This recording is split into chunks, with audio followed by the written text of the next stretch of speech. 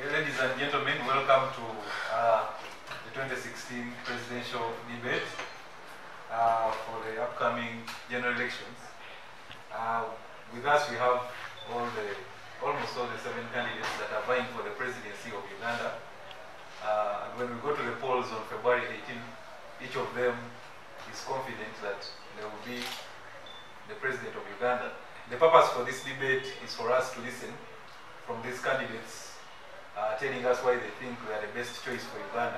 This debate shall be divided into 5 sections. The first section will be a section for general questions, where each candidate shall have 1 question and a maximum of 2 minutes to answer. After that, we shall go into 4 other subsections. First section will be on health, the second section will be on education, the third section will be on security, and the last section will be on the economy. In each of these sections, each candidate still has 1 question and 2 minutes to answer.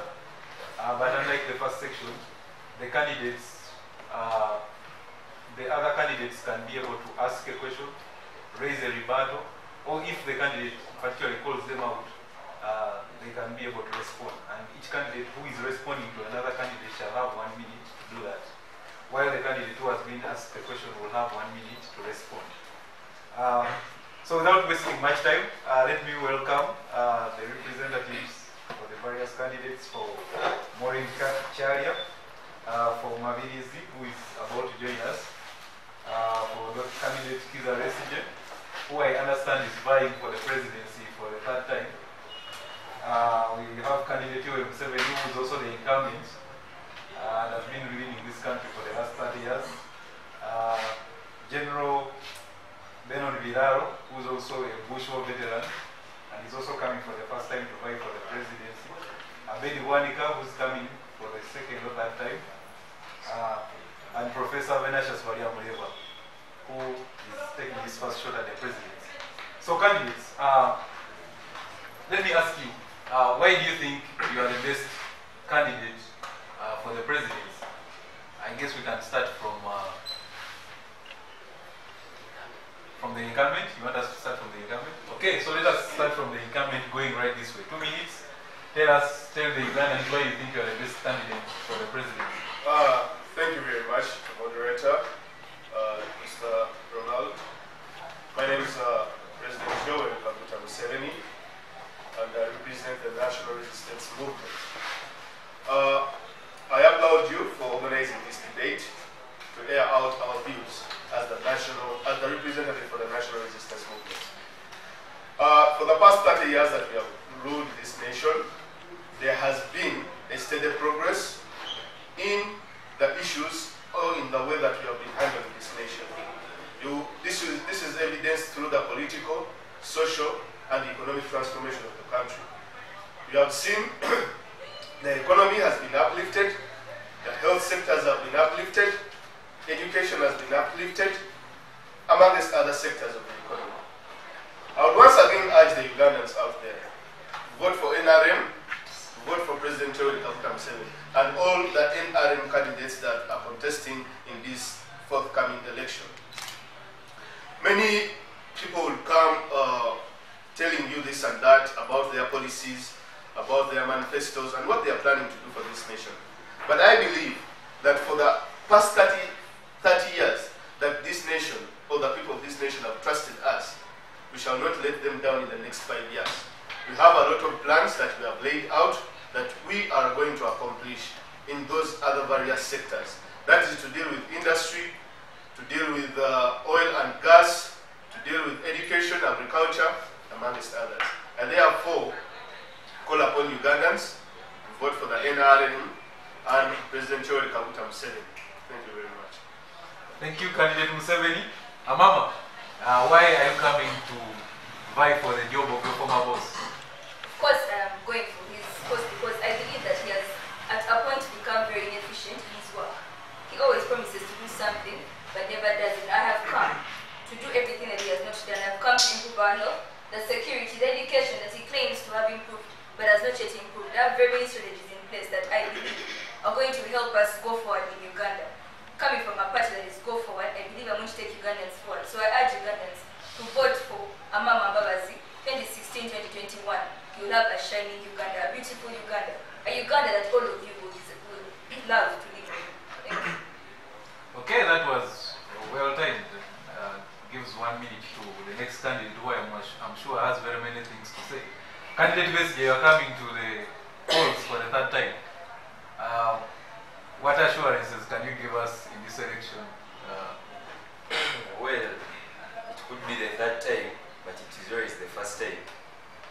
We are at a defining moment in the history of our country for the past 53 years of independence, and let no one fool us that this country has existed for 30 years. For the past 53 years, our country has been punctuated by failed democracy and misrule, or rather, a failure in rule of law and governance. Therefore, I present myself and my party, the Forum for Democratic Change. We present the aspirations of our country for change. We need real change.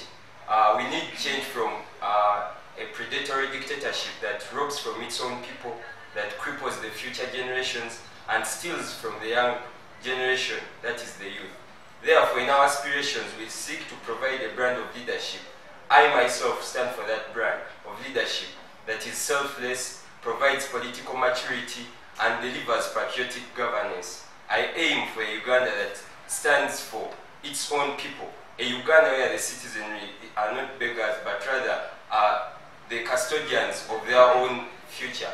A Uganda where the people are the people are the ones who determine how they should be governed and how their resources are to be used for their own betterment and for the development of our country. Okay, thank you very much. Well put, candidate Besigye. Looks like we have very many Bush War veterans here, because the next in line is the one and only General Benon Biraaro from the Uganda Farmers Party. So, General, why have you come to seek for the presidency of Uganda?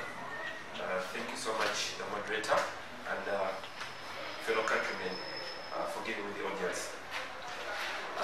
The moderator said that there are very many Bush War generals. I felt that brand is a little bit harsh. But well, when we went to the bush very many years ago, we had services and qualities we stood for. We wanted to see a Uganda that is moving forward. We wanted to see a lot of developments that we feel are not coming. And for the years I've served in the army, I have noticed a lot of things going wrong, us moving away from what we stood for when we went to the bush. Now, fellow countrymen, unlike many of my fellow presidential candidates, the manifesto I have for you, my manifesto, our manifesto, is not just a lip-sealed manifesto. We're not aiming at speaking, we're looking at practical solutions. We are not lost to what's happening in the country, the violence that is hidden in very many stories, the deaths that are going on, the death of institutions. We barely have an institution that functions. This is what we want to bring back to the country. I am confident that with the strategies I've laid upon, together with my team, we are bound to bring this country to the glory we need. I know it's going to be a hard journey, but I request you to trust me. I have never been more than sure that this is the time we need to start this change and move positively to our development. Thank you. Thank you very much, General. Moving on to the pastor who has sought for the presidency of this country for more than once. Pastor Abed, Bwanika, what is it that you promised Ugandans, and why should the Ugandan who's following this debate vote for you? Well, my name is Dr. Abed Bwanika, and I'm running for the third time. But there are a number of things I want to change in Uganda today. You see, Uganda has now run for over 50 years, approximately 53. And according to me, the Uganda we have today is not the Uganda that everybody in this country would wish to have. We talk of steady progress. Well, to me, that's not steady. I don't see any steady progress in my country. All the people we have in Uganda are common people, like in any other African country. And the current government is laying a strategy that has laid for the past 20 years, that is the same strategy that they are laying up to date, yet we've not achieved anything yet. I wonder the country we are going to have if we fail to choose for Dr. Abed Bwanika. I aim for Uganda that will cater for a common man. Why do I say this? I'm a vet in agriculture. You see, in all means, in all ways, or in whatever climate you live in, we need agriculture. Why? Food, of course, is needed by almost everyone in this world. And other products that will come along with agriculture. And again, I'm confident that the strategy I've laid in my manifesto that I'm going to present to you is the real things that Ugandans need today. So I call upon the Ugandans to look at the right person that has brought the fruits of Uganda that is supposed to bear in 2016 to 2021. Okay, thank you, candidate Dr. Abed Bwanika. Now moving to the only woman in the race, Honorable Faith Kyalya. Do you think Uganda is ready for a woman president? And if so, what do you have to offer to the Ugandans to vote for you? Why should Ugandans vote for you? Thank you very much, sir. Where I come from, in Busoga, they refer to me as Princess Nantoni.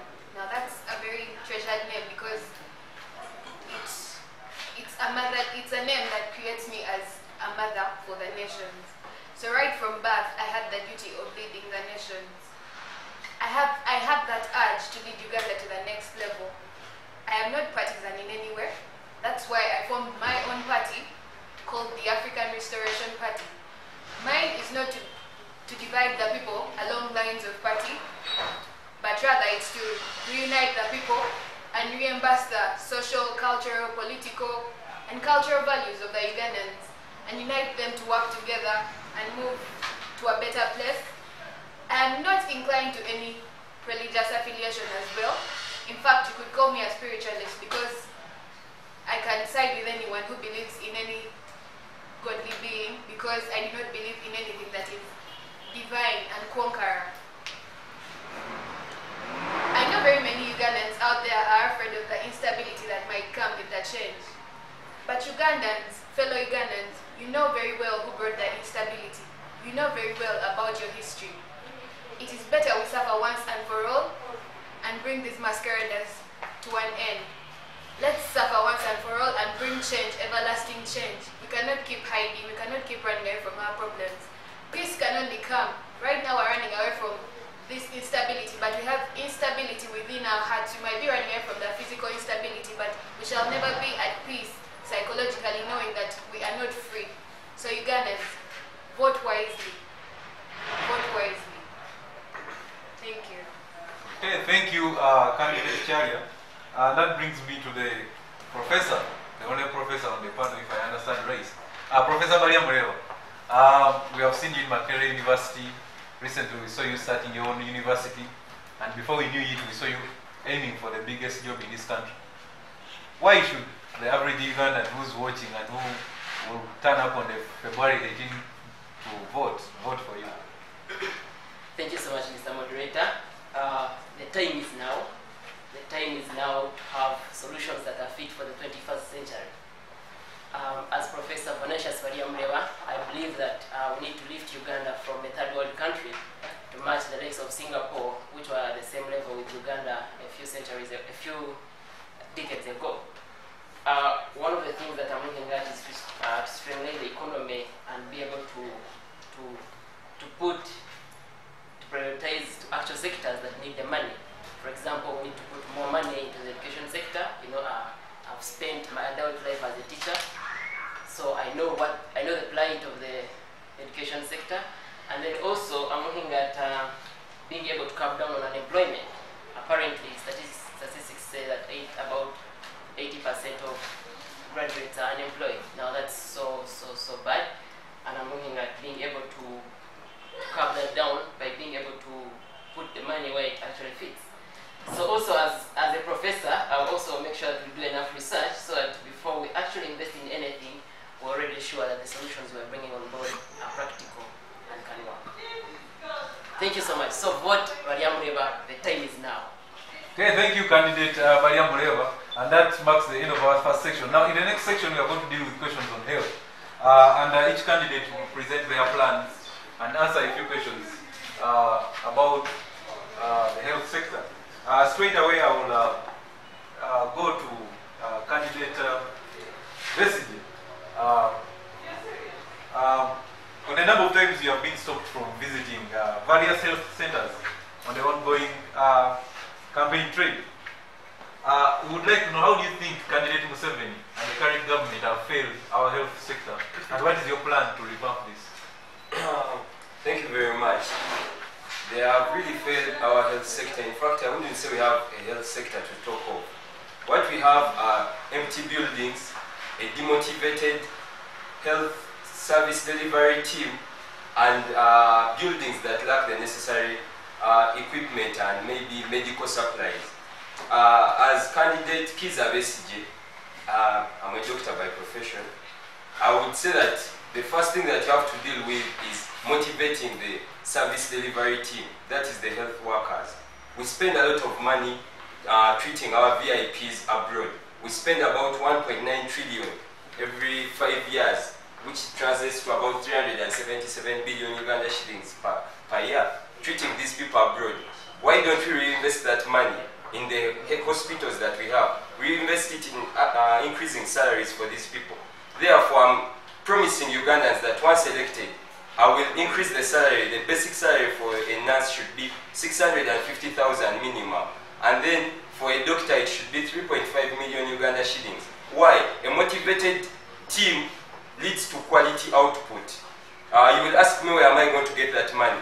Uganda spends about 1.3 trillion shillings paying RDCs, facilitating their trips. We can cut on the RDCs because I'm planning to go away with RDCs and reinvest that money elsewhere. That is in the health sector. The other thing I'm looking at is establishing a national insurance cover policy. Why? Ugandans need insurance. Therefore, we shall use this money to provide insurance for all Ugandans. This money is there. We spend about 500 billion Uganda shillings on unnecessary state visits, presidential visits up country, everywhere. We are going to reinvest that money in insurance cover. The other issue is we are going to expand Mulabo, that is the National Referral Hospital, renovate the regional referral hospitals. We have 9 regional referral hospitals, and then also focus on the other health center force, that is the district hospitals. Thank you very much. Okay, thank you very much. At this point, is there any candidate who wants to respond to the points raised by candidate Besigye? Yes, Dr. Abed. Well, Dr. KiizaBesigye, well, you said you're a doctor by professional. I like that. But my question is one. As a concerned Ugandan and someone who really loves his country and the people you live with in the same country, you're a doctor. You've been a doctor for over 20 years. What have you done that portrays your profession? We don't see any. In fact, we have not spotted any clinic, just as in the clinic. Thank you very much, Doctor. Yes, Dr. Besigye, can you please respond to that? I get the background that you're coming from. I don't know the last time Dr. Abed Bwanika treated a pig or a cow, but we don't all have to serve anywhere. I abandoned my lucrative job in Nairobi. I was working in Aga Khan Hospital to go and fight for better leadership. Up to now, I'm still fighting for better leadership. Let's first restore better leadership, and I can go back to my profession. I'm not going to stick in leadership. Thank you. Yes, candidate Museveni, I want to hear your mind on this. Dr. Besigye has said so many negative things about the health sector, talking about the empty building, talking about treating our VIPs abroad, talking about all the money that we spend on these RDCs. What do you have to say to that in that setting? Well, I would like to say that the health sector in Uganda is actually doing very well. You and I would agree that when we came into power in 1986, that financial year, 1987 to 1988, we are spending 1.6 billion on the health sector. But apparently, in the financial year 2015 and 2016, we are actually spending 1.27 trillion Ugandan shillings. And what is that money doing? What the money is doing, it has actually helped to reduce the mortality rate from the ratio of 435,000 to 100,000 in 2010 to 360,000 to 100,000 live births in 2015. So it shows that there has been a very, very big reduction in the number of maternal mortality rates. So I think the health sector has been doing very well. And I would like to add on that when my chance is given. Okay. Amama, Mbabazi, former Prime his country. And how different is it from the government that you have been serving for the past coming to 30 years? Thank you very much. First of all, to remind the candidate that we have in the presidential seat right now, that having a building where sick people are taken does not make it a hospital. Yes, we have several buildings that people refer to as hospitals in Uganda, but if you get there, I believe my colleagues will concur with me on that, that these very buildings do not have the facilities that we need. You need to fly people out. I believe that the president himself cannot take his family to be treated in these hospitals, which is why I, as Amama Mbabazi, am coming up with my strategies. First of all, I'm going to renovate and re-equip all regional and district referral hospitals in Uganda. By doing so, I'm going to be able to improve on the medical facilities in those regions. You're not going to have people coming from Kabale, coming to be treated in Mulago. What is that? You're wasting money on transport, yet you need someone to be treated. They're going to die along the way. And then, moving forward, of course, we're also going to provide scholarships to all medical students enrolled for university education at both undergraduate and postgraduate level.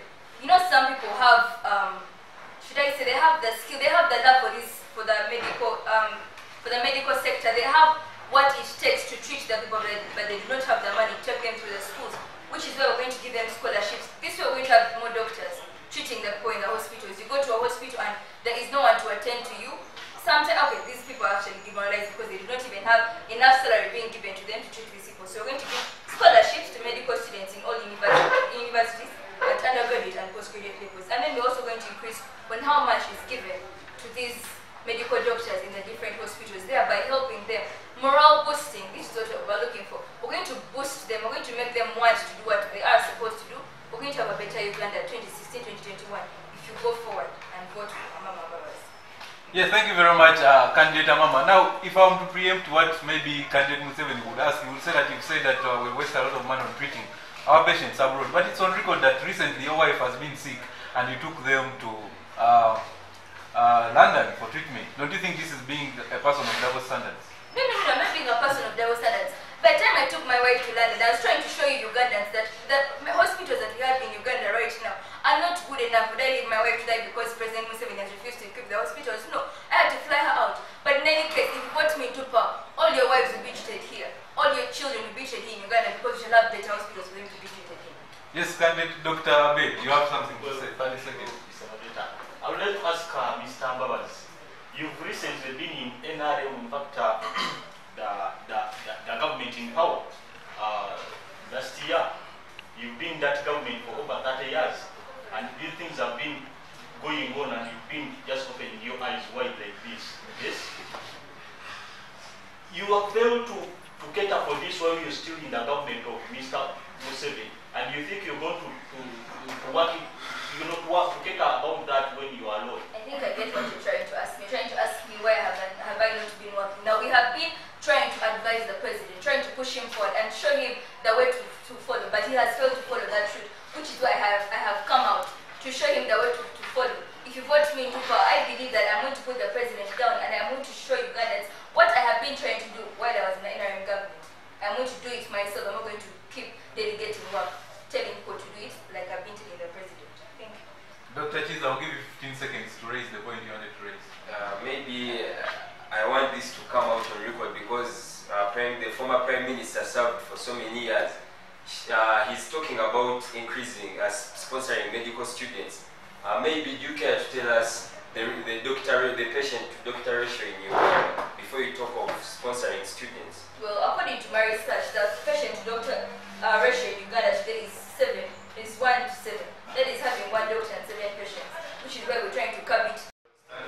But there is a system.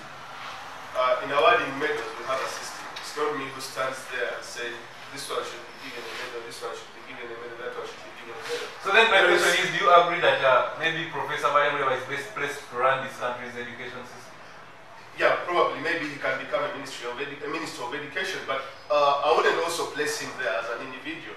Maybe the public can decide. But I would say he failed to manage the institution, whereby during his reign, we saw the highest rates of missing marks at the university, first of all, alteration of marks, complaints about degrees and all such kind of scenarios. So I believe that he failed to handle Makerere as an institution, and he cannot actually handle the country as a president. Because he has even failed to show us working policies. You know, working policies in education to run that.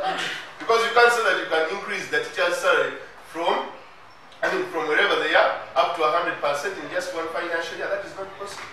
Okay, thank you very much, President Museveni. Yes, Dr. I would love to tell the President that when he says nothing is impossible, basically everything is possible. By being able to say that I will increase the teacher's salaries to 100, by 100%, I'm actually trying to mean that I'm motivating the whole education system, not only teachers but everyone who works in the education system. And this will also be done by a complete retooling of the whole education system together. Then also remember that your government is on record for just wasting money by putting it in non-priority areas.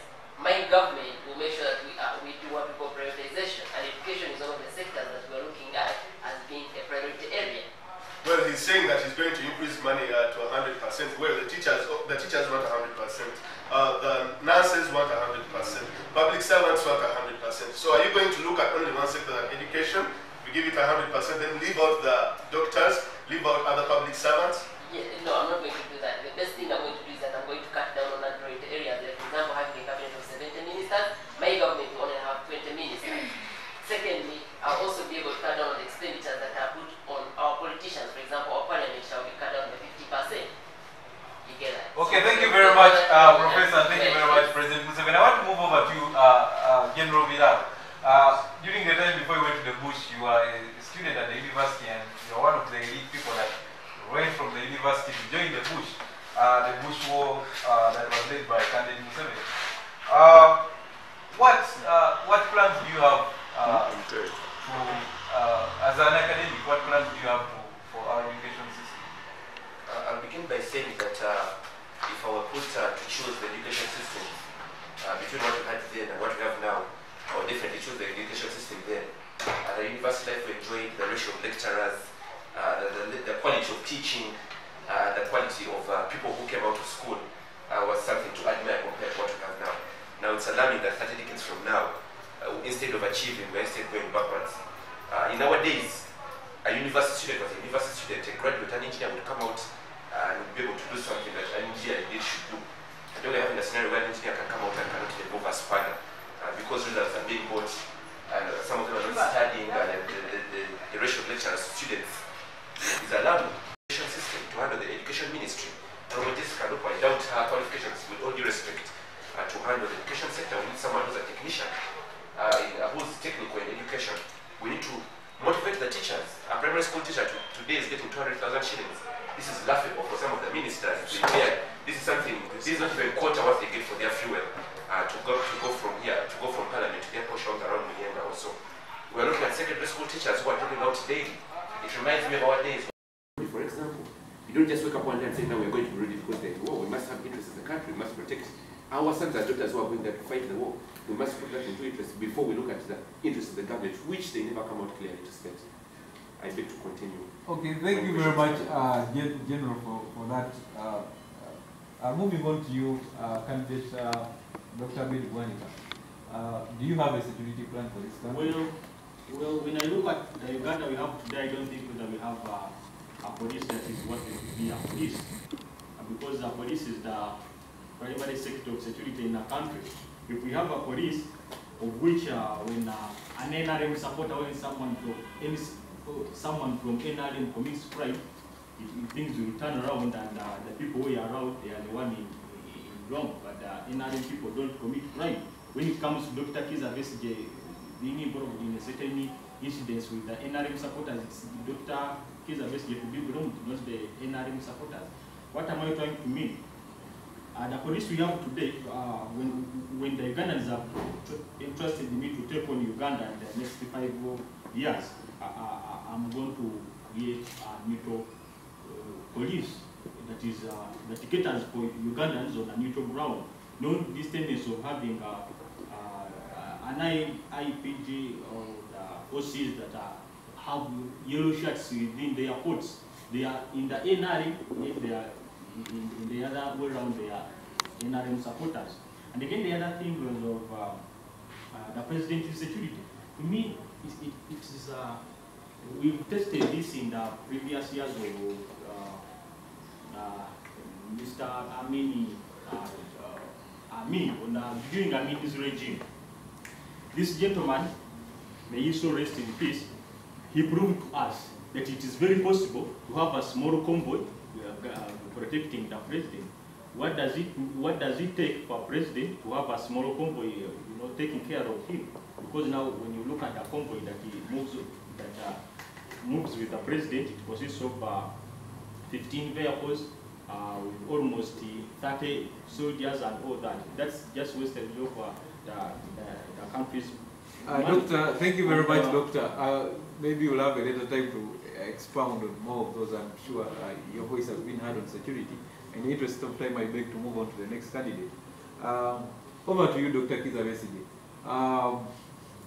On the campaign trail, you have been on several warned by the police to tone down on your campaign of defiance, where the police and the government has cited that as one of means which are meant to cause civil unrest.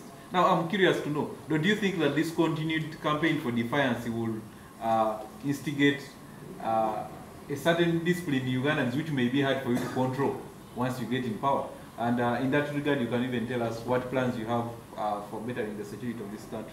Well, let me first clear. When I say the campaign of defiance, I don't think I have broken any rule. So I don't know why they keep on trembling when I move anywhere. Because I just say the campaign of defiance and they are all trembling. Why? Because we have a patronage system that has spilled into our security forces. And to me, security and peace shouldn't be confused. We could say we have a peaceful Uganda because we are not at war with any country. But we don't have a secure Uganda. Why? We have a lot of petty crime. We have a police force that has concentrated on stopping KiizaBesigye from moving, rather than combating organized crime like the Kifesi group in downtown, the B13 groups. These people keep on robbing innocent Ugandans, and our Uganda police just looks on. Why? Because to me, security starts with the economy. A rotten economy is a recipe for disaster. You can never have security of the people with a rotten economy. And to me, that's where it starts from. We have a police force that sleeps in Mama Ingia Police from 1986. They still sleep in those tiny houses. We have a police force that is paid a paltry sum of money. You don't expect this police force to go out and combat crime. Yet these criminals pay the police force in order to let them do their activities. What am I talking about? I'm talking about remuneration, and it has been a key thing throughout my manifesto. I want to increase the salary of police officers to 650,000 Uganda shillings. Why? Because I believe a properly remunerated police officer will be able to combat crime. We are going to institute housing for these police officers because they need to sleep in proper houses so as to be able to feel motivated to go out and do their work. Secondly, they are talking about community policing, but they are not telling us that we had communities that were controlled by the local councils, LOC1 system. And this was the LOC1 system that was doing the local security for the villages. What did the NRM do? It killed the local councils, and now it is bringing up community policing and crime preventers. Yet in our constitution, these things don't exist, but rather it is the local councils that exist. I'm going to empower the local councils so as to go back to the basic security, because local councils take about 50 people, a village. The LC1 chairman can know who does what and where does anybody stay. So if we empower these people, we can be able to ensure security of the people. Okay, thank you very much, Dr. KiizaBesigye. Moving over to you, Right Honorable Amama Mbabazi. In the recent past, we have heard that, and they have come on record stating that the current government is targeting the Go Forward movement. And several of your campaign staff have been arrested. Recently, we had a showdown between your supporters and the supporters of candidate Museveni in Tungamo district. Now, before, and we have heard you complaining, but I want to remind you that you are a Minister of Security of this government, and during your time, it is on record, and some of the candidates may agree that some of these things were going on. So don't you think that maybe you are getting a taste of your own medicine? In that regard, you can tell us about your security plans for the government. Thank you very much, moderator. Of course, I'm not having a taste of my own medicine, because we all know that the president of the country is the commander-in-chief, so he foresees all the army activities, all the police activities in the country, which is why we're having very many people with tear gas these days. So his policy that he is talking about contributes to the insecurity itself in the country, because he spearheads the buying of the tear gas for the country. My brother, of course, KiizaBesigye, is attacked by the police of the country. Now, going to our policies as the go forward, of course, we are looking at professionalization of the EPDF and increasing their payment. Because these people are not motivated to go out to work. Yes, talk about sending them to other countries and they're going to fight to help probably bring back peace into those countries. But how much are you giving them at the end of the day? This guy will having very few people fighting for our country because we do not have what it takes to have a very, very motivated army. And we're also looking at having a non-partisan army. My brothers on this panel will also agree with me that the army we have right now is under the NRM government, and it's all for NRM. So they're not going to they're not protecting the people of Uganda, but they're rather protecting the president of Uganda. That is the army that we're having right now. So we're looking at having a non-partisan army. So we are having all people of Uganda being protected. I see you agree with me, my brother, Dr. KiizaBesigye. And then we're also increasing on the wages of the armed forces, the police and the prisons and the army will be enhanced. You should look at the prisons in Uganda today. People are living in very, very okay, fine. They are criminals, yes, but they do not deserve to be treated like animals. There are still people that they're taken to prisons to be reformed. They're not taken to prisons to die. So if you look at the state of the prisons today, we're not having what you would call it's not a very favorable place for someone to live in. And then we're also having housing units for the people in the army. When it's for war to fight, they do not know how they've left their wives and their children back home. So you're looking at giving them favorable standards of living, in that even if they go out to fight for the country, that is if Uganda is at war, even if they go out to fight for the country or to even represent the country in any other country that would be having problems, they'll be safe, they'll be okay knowing that their families are being well protected back at home. Okay, thank you very much, Right Honorable Amama Mbabazi. Maybe we shall have another time for you to expound on your plans for security. 15 seconds, Dr. KiizaBesigye. I believe Honorable Amama Mbabazi has no more authority to talk about issues of curtailing of freedoms of movement and everything, because he was the chief instigator of some of these policies, like the public order management bill, starting up the tear gas crusade that has really tortured a number of Ugandans, myself inclusive. So I would have loved to hear it from Honorable Amama Mbabazi, first of all apologizing to Ugandans, because he who seeks equity has to do so with clean hands. First apologize to the Ugandans and then tell us what should be done. Well, I'm looking at a government that is going to have a more peaceful way of stopping the riots that you people cause in town when you're always moving up and down. I'm looking at a government that is going to have more peaceful ways of stopping those riots, and then a police that is going to switch to better ways of keeping people silent other than turning to violent means.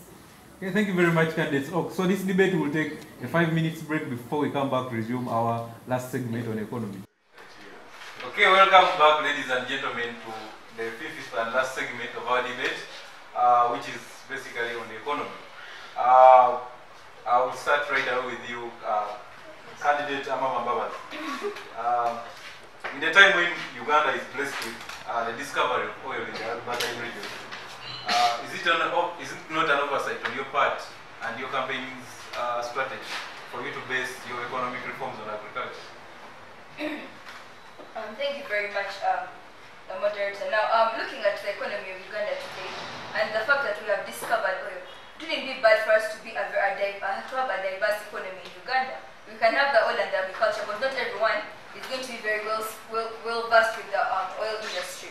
And then moving to our reforms as the go forward movement. Of course, looking at the economy of Uganda today, it's not one that we shall happily boast about in other countries. And looking at what we are going to do, of course, we're going to start by reducing the VAT from 18% to 16%, thereby favoring everyone's pocket. Everyone who's going to buy a good, everyone who's going to carry out any economic activity in Uganda, then is going to be favoring them. And then also VAT exemption and commercial electricity tariff. And then we're also going to have expanding the economy. A greater opportunity expected to create a minimum of 3.5 million jobs over a period of next 5 years. That is in the private sector. And also going to have 444,160 jobs will be created.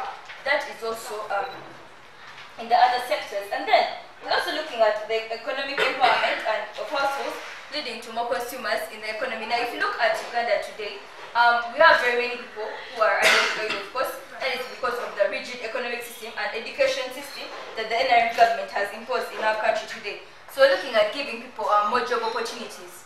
We're looking at having a youth bank. Now, this youth bank is going to be specifically for the savings of the youth. The youth are going to be able to have to collect their money into one specific fund. They are going to invest into very many other activities, thereby having more employed people in Uganda and having more people be able to sustain themselves economically in the country. Thank you. Okay, thank you very much. Yes, Dr. I have something for Mr. Mbabazi. Well, Mr. Mbabazi has been in the government for the past 30 years. We've had a number of issues concerning government funds has been running around your office whilst still the Prime Minister. Say the Global Fund, the Northern Uganda Fund and all that. How will the Ugandans interest you about the oil products that was discovered? I do not know if you have had time to read our manifesto, but some of the points in our manifesto is looking at a corruption-free Uganda. Now you talk about misdirection of funds. That's part of our economy. Corruption is part of your economy now. No, oil products. I was talking about corruption now. I was saying we're going to have a corruption-free country, which is why if we're going to have oil products, we're going to have our own Ugandans working in this oil sector, and if we're to export it to other countries, of course we're going to have transparency and accountability in our government, which is why you should vote for Mbabazi for transparency in the government. Okay, thank you very much, Comrade Mbabazi and Comrade Bwanika. Moving over to you, Dr. Bwanika, on this point. You want to we have heard you on several occasions on the campaign trail saying that you want to expand Uganda's economy. You want to expand Uganda's economy. Can you please highlight what do you mean by expanding Uganda's economy? Uganda's backbone is Uganda is known for agriculture all over the world, and when we look at the economy part of our country, I think we should look more on what has been run by our grandfathers and mothers and fathers, and we upgrade it to another level. Our economy is said to be $25 billion of GDP, and this is one of the poorest countries in the world. $25 billion of GDP. When you look at this, when you look at the nearby countries, Uganda, Kenya, Tanzania, Rwanda, and Burundi, and their economy is worth 18.5 trillion. That means that it is 3 times our economy. That's Uganda. What does that mean? We need to look at the comparative advantages, and then we see where we're heading. Like I've been talking about this for the previous years, since 2011, 2006 election, and now it's 2016. Agriculture, all the time we insist on agriculture. What do we have to do? The agriculture that Uganda is running right now is not the kind of agriculture that we expect the Ugandans to run in this 21st century. Now, in the past years, Ugandans used to use tools, farmers, and those simple tools for agriculture, and it's high time for us to upgrade to other mechanisms. Say, when I'm interested by the Ugandans, I will make sure that all the sub-counties in Uganda are given a tractor, of which the nearby villages and the people definitely utilize those tractors, to work upon the agriculture in their regions. Okay, thank you very much, Dr. Abed. Unfortunately, your time is up. I would like to move on to the next candidate, Council Kyalya, Maureen. Do you have a plan for this economy? Yes. Thank you very much. First of all, I'd like to note that the step we've taken to quickly rush into the exploitation of the oil is a very wrong one, because I would say we've entered into the process with a lot of what Uganda would call malo, because a lot of resources are being wasted. Now for us, our mind is only thinking of the oil, but there are so many gases before you reach the oil that are a great source of energy. And we all know that the electricity we're getting is not enough. The electricity is even one of the examples we have. When we started generating electricity, the first thing we thought of was exporting to Rwanda and some parts of Kenya. And up to today, we still have some parts of Uganda not having electricity. We still have problems of load shedding. So I wonder which kind of person feeds the neighbor's children when his own children are starving. Then we need to look at home demand. When we start exploiting this oil, we need to first make sure that oil prices in Uganda go low so as to increase economic activity. We need to make sure that our storage, where we store our oil, we have enough oil, because as we speak we only have 724,000 liters of oil. That's not enough. So if we went into crisis right now, that's not enough oil to sustain us. So we need to make sure that we have enough oil kept safe for us in terms of when we need it. And then this is a time when we need to be as patriotic as we can be. As we exploit this oil, let's have that spirit of being a Ugandan. Let's see how can we use this oil to benefit even the poorest of the Ugandans. Let's not enjoy the oil as the oil engineers. Let's sell the oil and get a lot of money. The president, this is an opportunity to get rich. Let's use this oil to make Uganda a better place. Let's use this oil to boost the education system that we've been talking about, to boost the transport system, to boost everything. Let's use this oil to make Uganda a better place. Let's not be in a hurry to sell. Okay, thank you very much, candidate Kyalya. Dr. Bwanika, I'll give you 30 seconds. Well, I have something for Dr. Kyalya. We'll just discover. You have made a doctor now. Have you bestowed the honor of Dr. Bwanika? No, okay, I have something for Kyalya.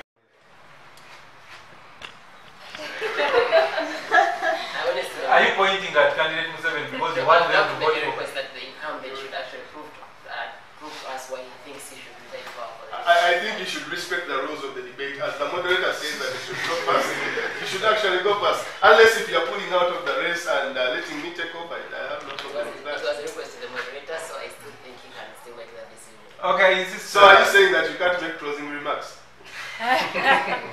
Okay, I insist. Let's start with you, Professor Baryamureeba. Talk to the directorate. Why do you think you should be the next president for Uganda? For Uganda to thrive in the 21st century, we need solutions that come from within. Solutions that are well placed to bring Uganda from a third world country to a first world country. We need solutions that are fit for an economy that sustains every individual. We need to see a country where everyone works, not just a small percentage of people working. And the time is now. Vote Baryamureeba, Professor Baryamureeba, and this nation will be a great nation. Thank you. Thank you very much. Over to you, Council Kyalya. Speak to the people, and I hope you are speaking to more than people in Busoga. Definitely.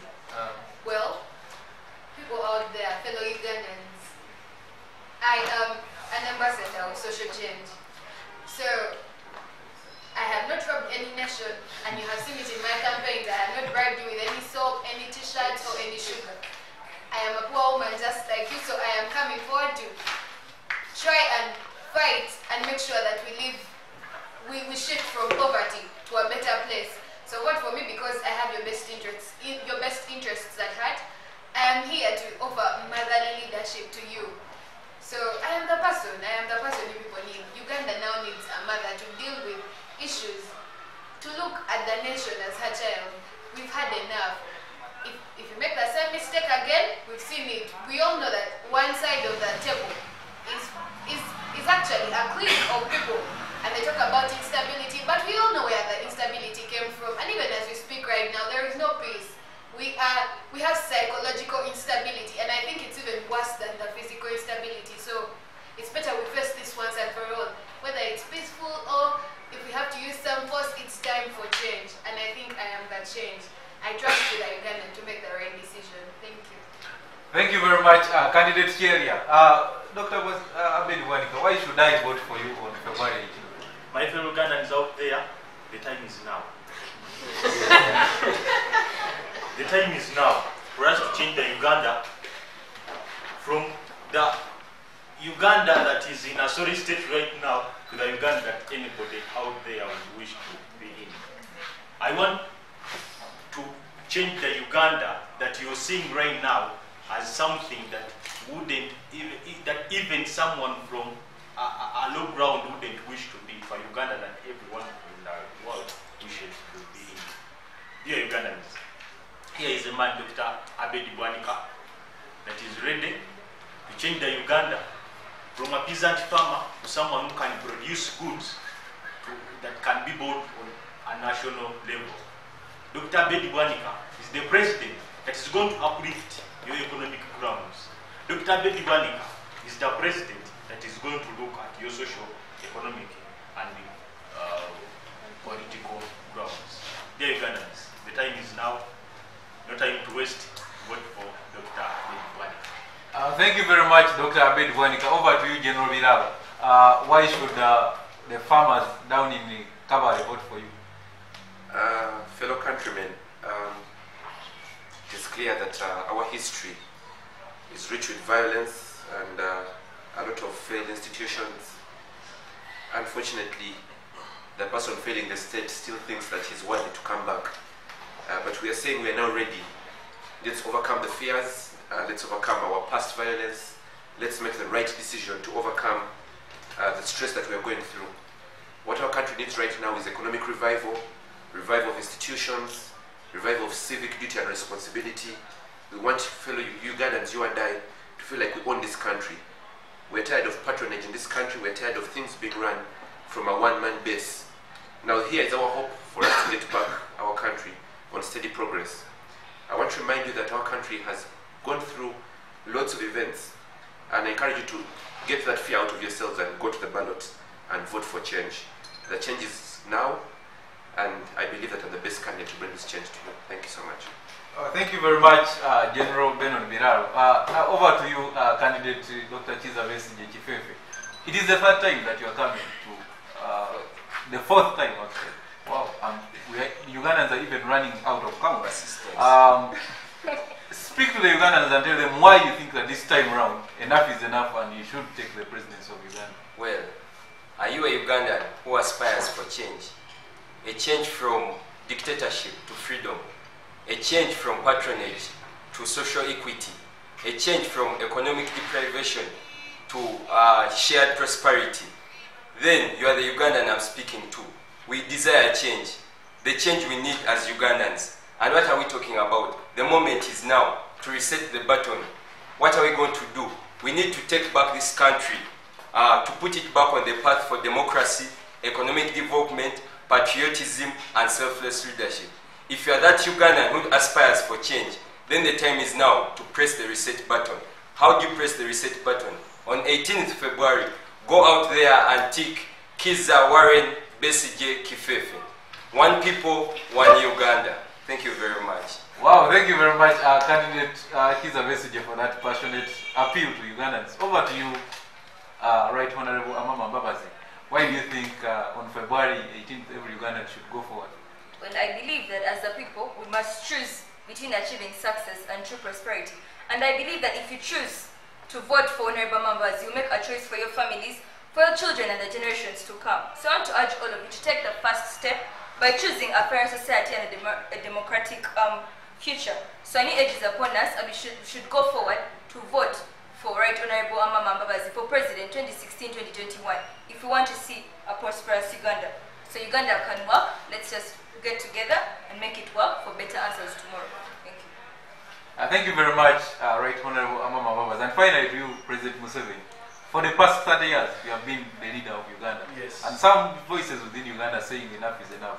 Why do you think that on February 18th, Ugandans should yet again vote for you to take us for the next 5 years? Well, Moderator, thank you very much. The good thing you have noted is that most of the Ugandans, but according to the Electoral Commission, it is the minority. Well, the majority have always voted back NRM into power and His Excellency General Yoweri Kaguta Museveni as their presidential candidate. I would like to urge Ugandans out there and people out there in the diaspora to once again vote the NRM and President Museveni for a consistent development in economy, health, education. I believe that we have the best policies and the best mechanisms to curb the bottlenecks that are actually affecting Uganda as a nation. In the next 5 years, we are looking at taking Uganda through modernity, through job creation and inclusive development. So, I call upon fellow Ugandans to once again vote for the NRM to strengthen our commitment for the achievements that we have achieved in the previous years and for the commitments of the Ugandan people, for God and my country. Thank you very much. Thank you very much, all the candidates that have turned up. Thank you very much for those of you that have been watching this debate. At this juncture, I would like to request the candidates to all stand up and give each other a handshake as a sign of comradeship. We shake his hand. Of course, I'm the man to shake. Change is coming.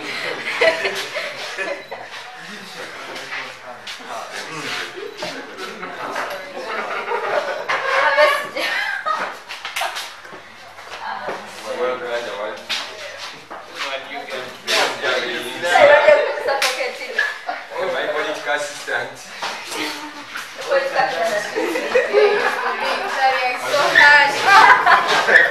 Achikola atya.